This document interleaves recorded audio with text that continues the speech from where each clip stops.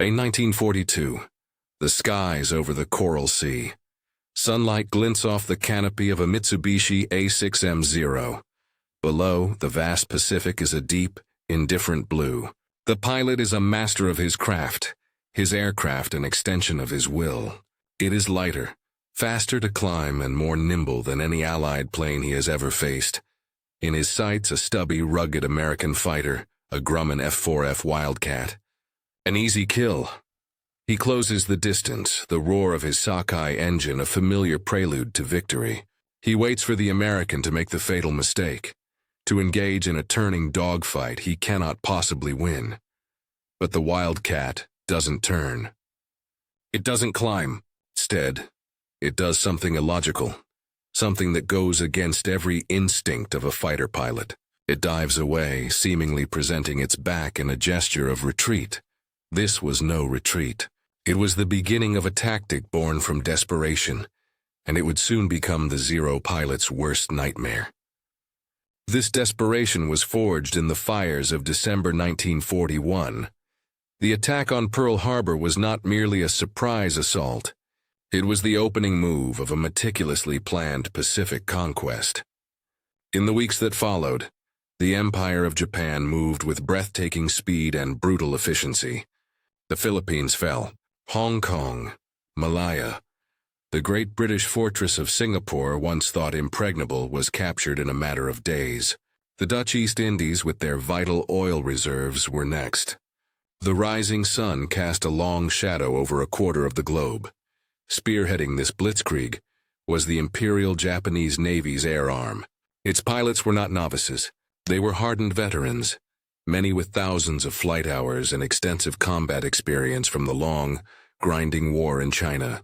They were disciplined, skilled, and utterly confident, and they flew an aircraft that, to the Allies, seemed to come from the future, the Mitsubishi A6M, Allied reporting name Zeke, but known to the world simply as the Zero. Designed by Jiro Horikoshi, the Zero was an engineering marvel, a perfect embodiment of the Japanese design philosophy of the time. It prioritized performance above all else. To achieve this, Horikoshi stripped away anything that added unnecessary weight.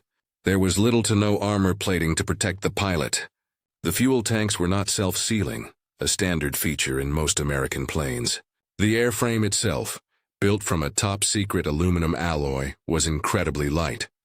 The result was an aircraft that could outmaneuver anything the Allies could put in the sky. Its rate of climb was astonishing, allowing it to gain a height advantage in seconds. In a turning dogfight, its agility was supreme. A Zero could complete a full circle faster and tighter than any opponent, positioning its two 20mm cannons and two 7.62mm machine guns for a killing blow.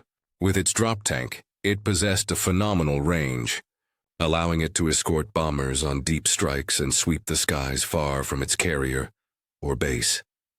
Against this aerial predator, the early Allied fighters stood little chance. The Army Air Force's Curtiss P-40 Warhawk was rugged and heavily armed, but sluggish in comparison. The Navy and Marine Corps' primary fighter, the Brewster F-2A Buffalo, proved to be a disaster, overweight, underpowered, and so thoroughly outclassed it was grimly nicknamed the Flying Coffin by its pilots. The Grumman F4F Wildcat was a significant improvement. It was the antithesis of the Zero's design. Where the Zero was light and delicate, the Wildcat was heavy and tough. It was built like a tank, with a powerful engine, significant armor protection for the pilot, and self-sealing fuel tanks that could absorb astonishing punishment. Its battery of 50 caliber machine guns provided immense firepower.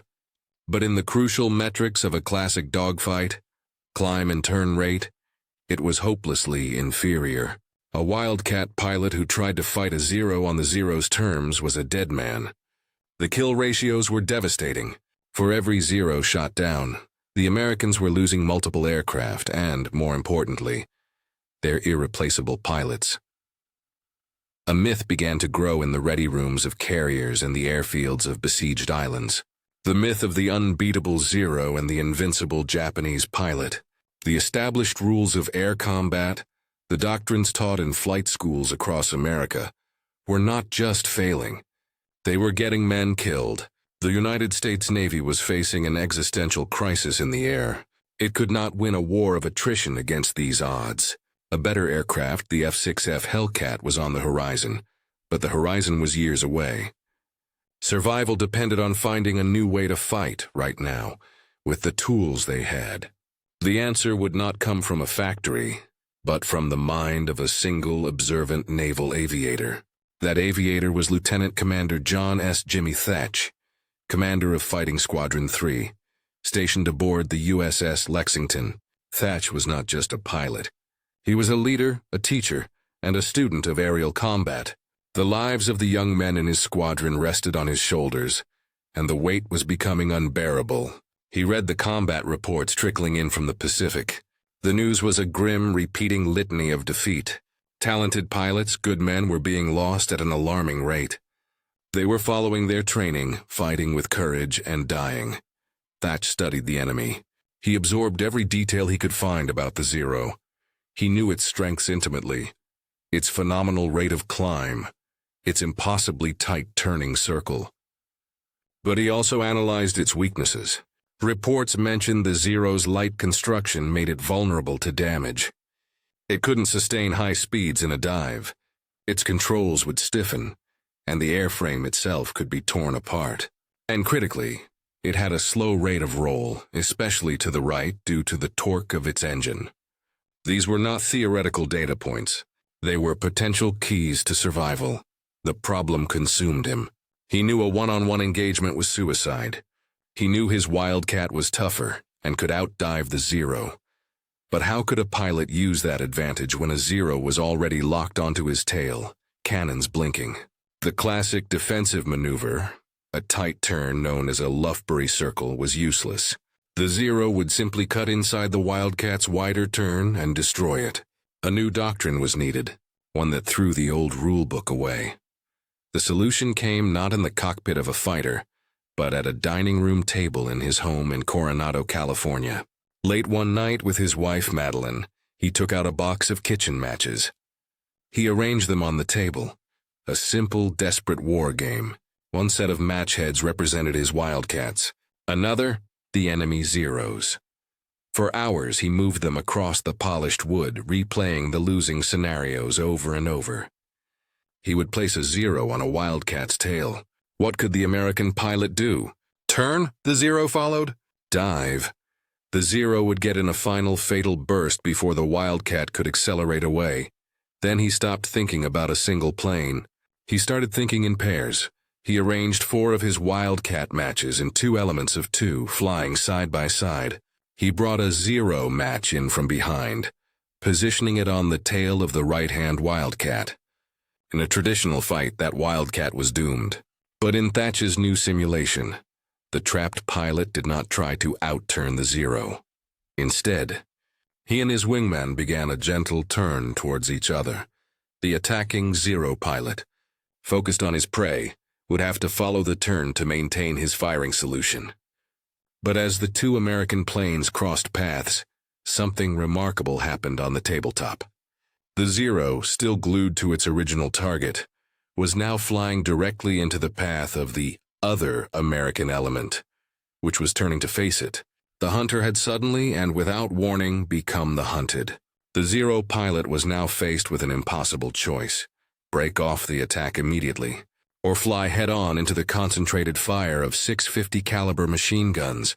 He called it the beam defense tactic. It was a simple, elegant, and radical idea. Shifted the focus from individual pilot skill to disciplined teamwork. It was not about outmaneuvering the Zero, but about luring it into a trap. It negated the Zero's turning advantage and leveraged the Wildcat's superior firepower and ruggedness.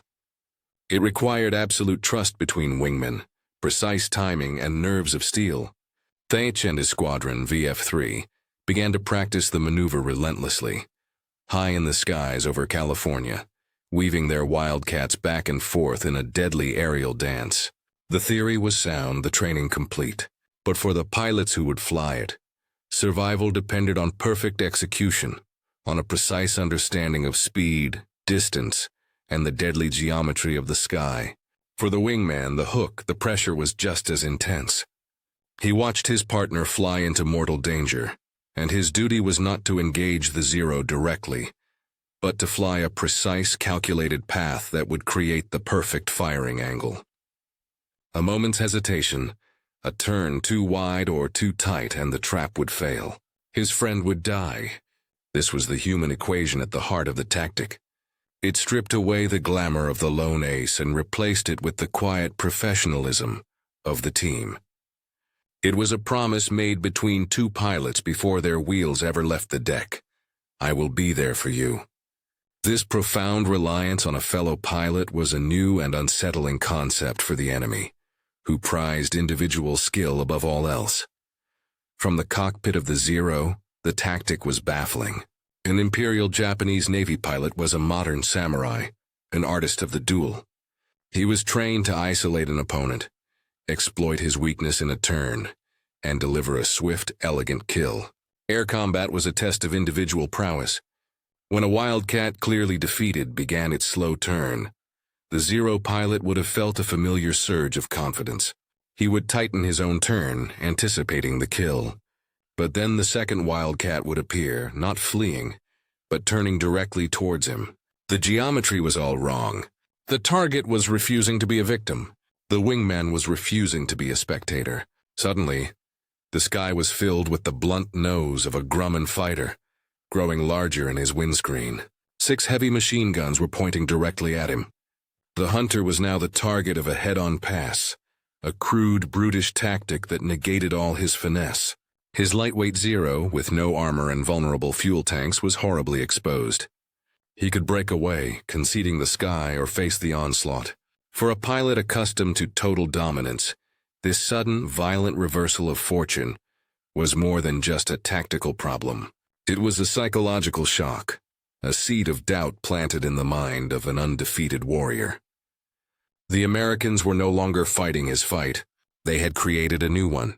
And now, this new theory of combat, born on a dining room table and perfected in the skies over California, was about to face its first brutal test. The brutal test would be as much about the machines as the men who flew them. The Thatch Weave was not a universal solution. It was a tactic intrinsically linked to the engineering philosophy of the Grumman F4F Wildcat. Where the Zero was a scalpel, the Wildcat was a hammer. Its designers had prioritized survivability. Thick armor plating shielded the pilot. Its fuel tanks, lined with vulcanized rubber, could seal themselves after being punctured, preventing the catastrophic fires that consumed so many Zeros. The Wildcat's rugged airframe and powerful Pratt and Whitney engine allowed it to dive at speeds that would rip the wings off its lighter Japanese counterpart. In a head-on pass, the core of the Weave's trap, these advantages became decisive. The Zero pilot, with no armor and volatile fuel tanks, was flying a glass cannon. The Wildcat pilot was flying a bunker. Furthermore, the tactic relied on clear, instantaneous communication. American T4 radio sets, while not perfect, were vastly superior to the notoriously unreliable equipment in Japanese aircraft. Thatch's pilots could coordinate the Weave with verbal commands. Zero pilots often had to rely on hand signals, an impossibility in the split-second timing of the new American tactic. The Weave was therefore a perfect expression of the American way of war, leveraging technological superiority and rugged engineering to protect its soldiers and deliver overwhelming, concentrated firepower. This new way of fighting demanded a new kind of fighter pilot, the romantic ideal of the lone ace, the knight of the air jousting in single combat, was rendered obsolete. The Thatch Weave was the application of industrial logic to the chaos of the sky. It transformed a squadron from a collection of individual duelists into a single, cohesive killing machine. The most important skill was no longer raw aggression or acrobatic flair, but discipline. A pilot had to suppress the primal instinct to break and run when a Zero filled his mirrors. He had to trust the geometry of the tactic, trust his leader, and above all, trust the wingman he could no longer see. Training shifted focus from individual maneuvering to meticulous formation, flying, and communication. Pilots drilled the weave until it was second nature, a conditioned response that overrode fear. This doctrinal shift was profound. It suggested that victory would not be won by a handful of supernaturally gifted pilots, but by groups of well-trained, disciplined airmen working as a system. It was a philosophy of cooperative lethality, and it was utterly alien to the Japanese approach. For the pilots of the Imperial Japanese Navy, the weave was more than just a tactic. It was an enigma. Their entire combat philosophy was built on the concept of the decisive, one-on-one engagement. Their training, their aircraft, and their warrior ethos were all optimized for isolating an enemy and destroying him with superior skill. When they first encountered the weave, the events would have seemed random, chaotic. A pilot's report would describe an American plane making a slow, inexplicable turn, presenting an easy kill. Then, inexplicably, a second American fighter would appear head-on, guns blazing. It would be dismissed as a lucky shot, a fluke, an act of desperation. The Japanese command structure was slow to recognize the pattern, to understand they were not facing individual pilots, but a coordinated system. Their own doctrine became a cage. The aggressive instinct to press the attack on a vulnerable target was precisely what the weave was designed to exploit. It turned the Zero pilot's greatest strength, his relentless focused aggression, into the mechanism of his own destruction. The theory, the training, and the technology were all in place. The Japanese pilots, supremely confident in their machines and their methods, flew towards an encounter that would shatter their understanding of air combat. The stage was set in the vast emptiness of the Central Pacific. The psychological impact of this single engagement would ripple through both navies, as word spread of a new American tactic that turned the Zero's greatest strengths into a fatal weakness. Back on the Yorktown, the debriefing was stark and immediate. Thatch, exhausted but precise, detailed the fight to the ship's intelligence officers. He sketched the crisscrossing patterns on a notepad, explaining the geometry of the trap. The physical evidence was overwhelming. His own Wildcat had taken a 20mm cannon shell through its wing, which thankfully failed to detonate. The other surviving aircraft were peppered with 7.7mm holes. They had been in a fight for their lives and had won. The numbers told a complex story. Thatch's flight of 6 had been savaged, with 2 pilots, Osmus and Coral, lost to the sea. But their claims were astonishing. Thatch himself was credited with 3 kills, and his surviving pilots with 3 more. Post-war analysis of Japanese records would confirm the loss of 4 Zeros from the carrier Kaga in that specific engagement. 4 elite Japanese pilots lost against 2 Americans. In a battle where they had been outnumbered more than 3-1, it was a stunningly effective exchange rate. It was a victory born of tactics, not technology. Yet this small victory was framed by a catastrophic mission failure. Of the 12 Devastator torpedo bombers from Torpedo Squadron 3 they had been assigned to protect, 10 were shot down. Only 2 managed to drop their torpedoes, neither of which hit. The sacrifice of VT-3 and of the other torpedo squadrons from Hornet and Enterprise that day was almost total.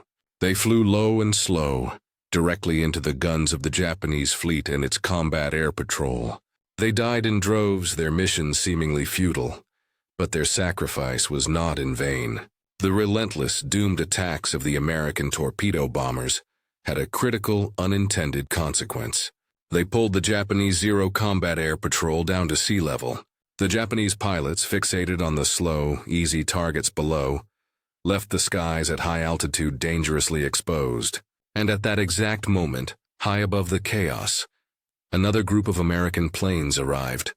They were the SBD Dauntless dive bombers from the Enterprise and Yorktown. They appeared as mere specks in the sun, unseen and unheard by the Japanese fleet below. On the decks of the carriers Akagi, Kagai, and Soryu, chaos reigned. Planes were being refueled and rearmed for a second strike. Fuel lines snaked across the decks. Bombs and torpedoes were stacked, ready for loading. It was the moment of maximum vulnerability. At 10:22 a.m., the Dauntlesses began their dives. For the Japanese sailors, The high-pitched scream of the diving planes was the sound of doom. In the space of 5 minutes, the heart of the Imperial Japanese Navy was ripped out. Bombs slammed into the crowded flight decks, igniting fuel, ordnance, and aircraft into uncontrollable infernos. The pride of the Kido Butai, Akagi, Kaga, and Soryu, were transformed into floating pyres. A fourth carrier, Hiryu, would be found and destroyed later that day. The Battle of Midway was a staggering, almost unbelievable victory for the United States. 4 of Japan's finest fleet carriers, along with a heavy cruiser, were sunk. They lost over 250 aircraft and, most critically, over 3,000 men, including 100 of their most experienced, irreplaceable pilots.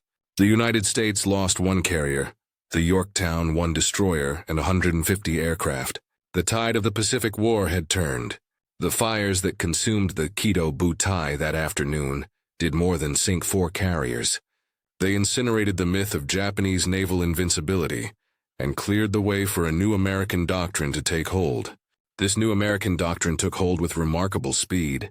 In the aftermath of Midway, Jimmy Thatch was recalled from combat. His new mission was not to fight, but to teach. In ready rooms in Pearl Harbor and flight schools across the United States, he stood before rooms of young, eager pilots. On chalkboards, he drew the simple, deadly X's of his maneuver. He explained the geometry, the timing, the absolute necessity of teamwork. The beam defense tactic was officially adopted, formally named the Thatch Weave, and integrated into the core of U.S. Navy fighter doctrine. It was no longer a desperate improvisation. It was the standard. For American pilots, the psychological effect was transformative. The crippling fear of the Zero was replaced by a calculated professional respect. They now possessed a concrete answer to the Zero's dominance. They had a plan. A pilot entering combat no longer felt like a lone gladiator facing a superior foe. He was part of a system, a member of a team armed with a tactic that worked. Morale in the carrier squadron soared. The Grumman Wildcat, once maligned as an underdog, was now seen for what it was, a rugged instrument of war that, when used correctly, could defeat the best the enemy had to offer. The focus shifted from the limitations of the machine to the limitless potential of disciplined, cooperative pilots. For the Japanese, the Weave remained a lethal puzzle. The loss of their 4 best carriers at Midway was a strategic catastrophe, but the loss of their veteran pilots was an unhealable wound. The few experienced aviators who survived encounters with the new American tactics brought back confusing reports of coordinated, almost mechanical maneuvers. But the Imperial Navy's doctrine, built around the cult of the individual ace and the supremacy of the Zero, was slow to adapt. They struggled to comprehend a system that valued teamwork over individual virtuosity. As the war ground on, their dwindling pool of veteran pilots was replaced by hastily trained novices, who were even more vulnerable to the disciplined American squadrons. The Weave continued to exploit the aggressive, predictable attack patterns that were drilled into every Japanese pilot. This tactical revolution was soon paired with a technological one. In 1943, the Grumman F-6F Hellcat began to arrive in the fleet. The Hellcat was a pilot's dream, an aircraft designed from the ground up to destroy the Zero. It was faster, climbed better, and was even more heavily armed and armored than the Wildcat. But the true lethality of the Hellcat came from the men who flew it. These new pilots were trained from day one in the cooperative tactics pioneered by Thatch. They flew the powerful Hellcat not as duelists, but as teams. The combination was devastating. The Thatch Weave, and other team-based tactics derived from it, became the foundation upon which American air supremacy was built. The lopsided kill ratios of 1942 were reversed, then shattered. By 1944, Navy pilots were claiming 10 Japanese aircraft for every one they lost. This dominance in the air was the key that unlocked the Pacific. It allowed American carrier task forces to push deeper into enemy territory, to isolate Japanese garrisons, and to support the brutal amphibious landings at Tarawa, Kwajalein, and Saipan. Every island-hopping victory was preceded by a battle for the sky, a battle fought with tactics born in the desperate days of 1942. The Weave was more than a maneuver. It was a philosophy. It was the application of systematic industrial logic to the brutal art of air-to-air combat. A simple idea, conceived with matchsticks on a dining room table, had not only saved a handful of pilots at Midway, but had fundamentally altered the course of the war in the air. That simple idea, born from matchsticks on a dining room table, speaks to a fundamental truth of human conflict. Victory does not always belong to the sharpest sword, but to the mind that guides it. The Thatch Weave was not a weapon forged in a factory. It was a concept, an abstraction of geometry and trust, that proved more decisive than any cannon or engine. It was the software of war, proving as critical as the hardware. At its heart, the tactic was a profound expression of faith. The faith of one pilot in another, the terrifying isolation of the cockpit, with an enemy fighter filling the mirrors. The Weave demanded that a pilot surrender his most basic instinct for self-preservation. He had to fly a steady, predictable course, trusting that an unseen friend was maneuvering to save his life. It was the antithesis of the lone warrior ethos, the final rejection of the ace as an individual artist of combat. It replaced the samurai's duel with the disciplined, interlocking lethality of the machine. This was the tactic that horrified Japan's pilots, not because of its speed or its firepower, but because of its logic. It was a cold, rational system that could not be overcome with aggression or superior skill alone. It attacked their doctrine at its core, turning their relentless focus into a fatal vulnerability. It demonstrated that a cohesive team, working within a superior system, could defeat a collection of brilliant individuals. In the vast, empty skies over the Pacific, a new kind of courage was defined. It was the courage of discipline, of communication, of absolute reliance on the pilot to your left and your right. The story of the Thatch Weave is more than a chapter in the history of aerial warfare. It is a timeless lesson in ingenuity, adaptation, and the simple, unshakable power of two planes, two pilots, flying as one.